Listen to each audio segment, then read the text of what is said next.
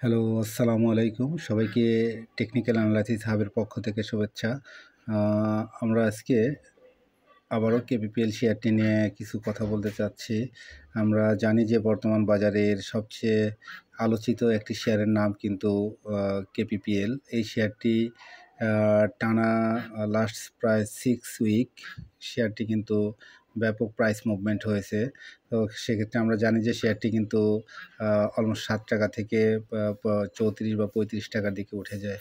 তো সেক্ষেত্রে আমরা দেখব যে শেয়ারটি যেহেতু বা গত সপ্তাহে অর্থাৎ গত সপ্তাহের শেষ কর্মদিবসে অর্থাৎ বৃহস্পতিবারে কিন্তু শেয়ারটি বায়ারলেস হয়ে যায়। তো সেক্ষেত্রে আমরা দেখব শেয়ারটি আসলে কি হতে পারে সামনের সপ্তাহে। এবং অনেকে আমাকে ইনবক্সে এসএমএস দিচ্ছেন শেয়ারটি নিয়ে কিছু আপডেট দেওয়ার জন্য। তো সেক্ষেত্রে আমরা আজকে কিছু বিষয় আলোচনা করব। দেখি শেয়ারটির কি হতে পারে সেই বিষয়ে আমরা আসলে একটু সংক্ষিপ্ত আলোচনা করব। আপনারা স্ক্রিনে দেখতে পাচ্ছেন শেয়ারটির উইকলি চার্ট। আমরা জানি যে শেয়ারটি অলমোস্ট 2023 সালের অক্টোবর মাসে কিন্তু প্রথম প্রাইস মুভমেন্ট হয়, অর্থাৎ তখনও শেয়ারটি কিন্তু অলমোস্ট 9 টাকা থেকে প্রথম ধাপে শেয়ার 35 টাকা উঠে যায়। 1-1.5 মাসের মধ্যে কিন্তু শেয়ার 35 টাকা উঠে যায়। এরপরে আমরা দেখতে পাচ্ছি শেয়ারটির একটা ছোট্ট কারেকশন।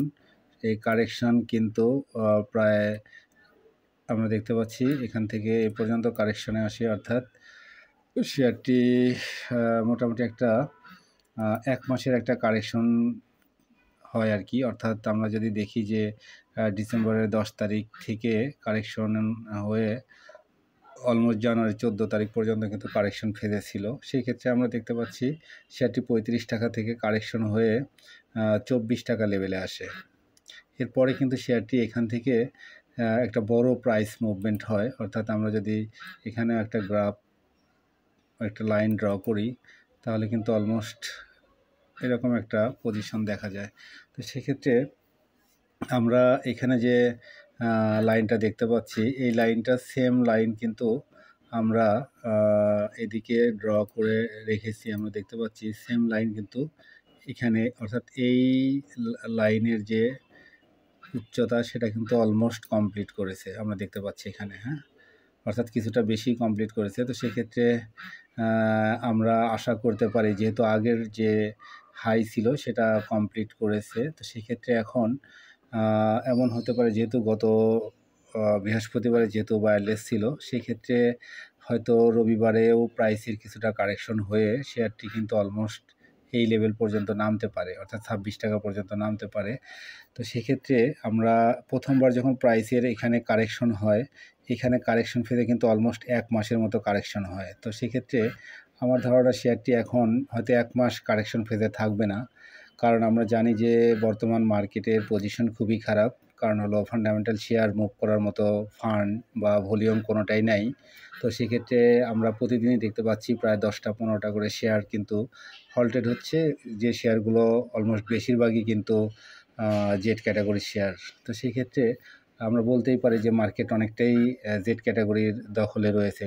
সেই ক্ষেত্রে আমরা আশা করতে পারি যে এই শেয়ারটি যেহেতু জেড ক্যাটাগরির শেয়ার মার্কেটকে লিড দিচ্ছে, সেক্ষেত্রে হয়তো খুব বেশি দিন হয়তো প্রাইস কারেকশনে থাকবে বলে আমার মনে হয় না। সেক্ষেত্রে শেয়ার হয়তো আমার ধারণা শেয়ার 26 টাকা লেভেলে এসেই বা সর্বনিম্ন এই লেভেল থেকেই হয়তো ঘুরে যাবে। সেক্ষেত্রে কারেকশন ফেজে আমার মনে হয় 35 থেকে এ পর্যন্ত আসতে পারে।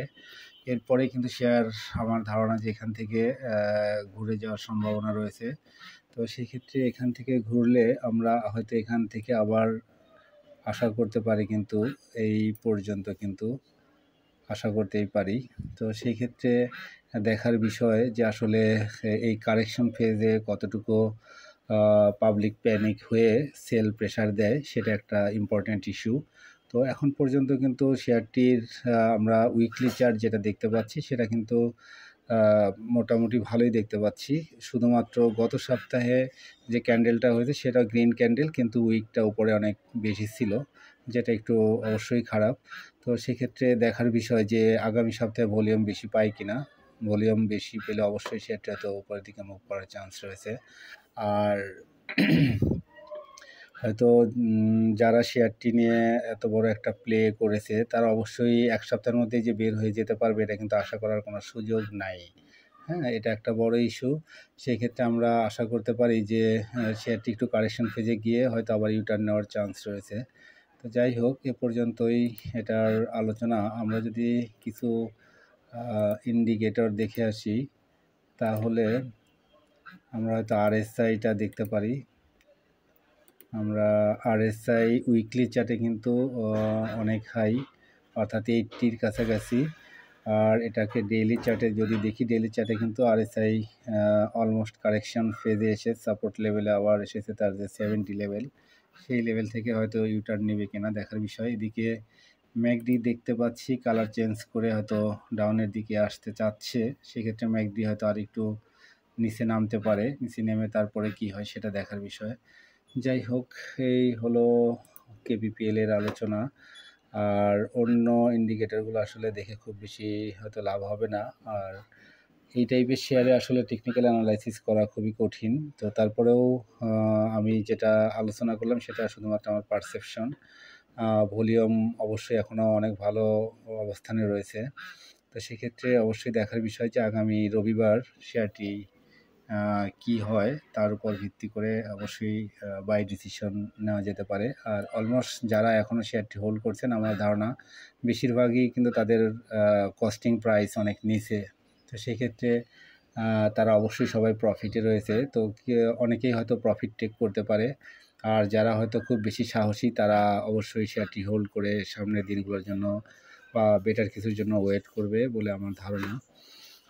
তো সেক্ষেত্রে দেখার বিষয় রবিবারে কি হয়। তো একটু কারেকশন হলে হয়তো আবার ইউ-টার্ন নিলে তখন হয়তো শেয়ারে আবার বাই সিগন্যাল দিবে। তো সেই অপেক্ষায় আমরা থাকলাম। সবাই ভালো থাকবেন, সবার জন্য শুভকামনা থাকলো। জেনে বুঝে বিনিয়োগ করবেন। আর অবশ্যই রিস্কি শেয়ার, সেক্ষেত্রে নিজ দায়িত্বে বিনিয়োগ করবেন। সবার জন্য শুভকামনা থাকলো। আসসালামু আলাইকুম।